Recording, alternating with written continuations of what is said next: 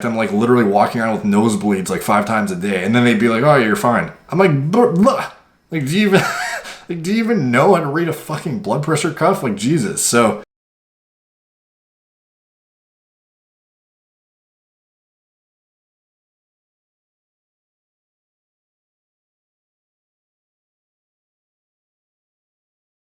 what's up, guys? Derek, moreplates.com. Today we're going to be talking about, does your doctor understand hormone management? So I saw a very interesting study the other day. It's called the Empirical Medical Therapy for Idiopathic Male Infertility. It's technically a survey of the American Urological Association. So basically they surveyed 7,745 practicing American Urological Association members from July to November 2010. Respondents were questioned on empirical medical therapy use, patient evaluation, selection, and preferred medications. So 387 urologists, they were talking about doctors, participated in the survey, of whom 16% had infertility fellowship training, 2/3 used empirical medical therapy, and 78% treated with empirical medical therapy and surgery.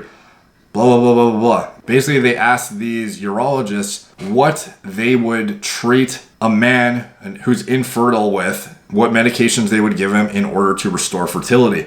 So, in this survey, 25% of them said they would treat the patient who's infertile. In order to restore fertility, they would give them exogenous testosterone replacement.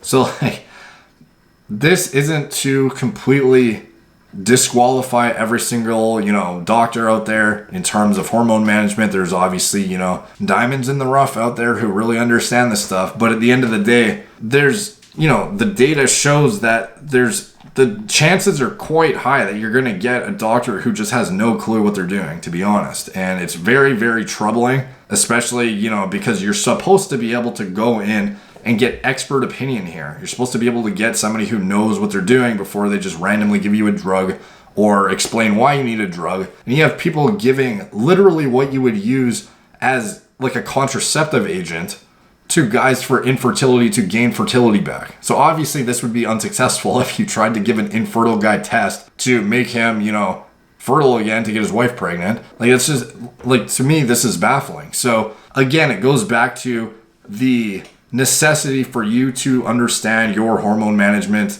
alongside your physician. So find somebody who knows what they're talking about ideally, but also understand it yourself, because interpreting it, trusting somebody else to interpret your hormone levels, like, I've gone in so many times and had, back in the day when I'd go in with, like, on a Deca D-ball cycle and, I'd have a blood pressure of 160 over 120, and I get my blood pressure checked, I'm like literally walking around with nosebleeds like 5 times a day, and then they'd be like, "Oh, you're fine." I'm like, blah. Like, do you even like, do you even know how to read a fucking blood pressure cuff? Like, Jesus. So, like, to me, I'm not, again, there are tons of doctors out there who know what they're doing. And there's, people who specialize now, thankfully, who actually understand this stuff with far greater, more elaborate detail and actually do the research on this stuff. But the vast majority of people, when they try to, assess their health, they're going to their, standard doctor who the likelihood of them understanding with, knowing how to even order the proper tests for you, let alone interpret them, is like very rare in my opinion. So just, obviously connections and, networking is important for trying to find somebody who knows what they're talking about and can, work alongside you to optimize your health. But in addition to that, a lot of the onus is on you nowadays to really do your own research and learn how this stuff works, because at the end of the day, there's a high chance you might get some guy who just really doesn't have a clue what he's doing. So,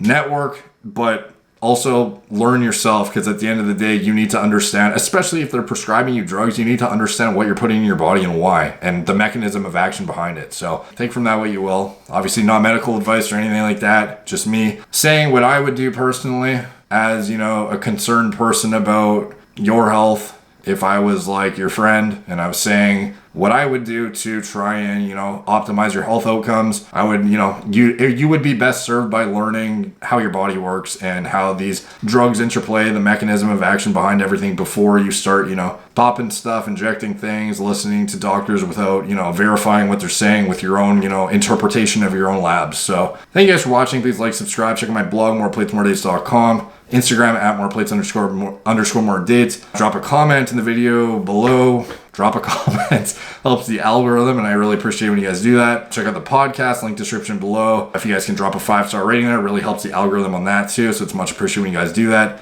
Talk to you guys soon.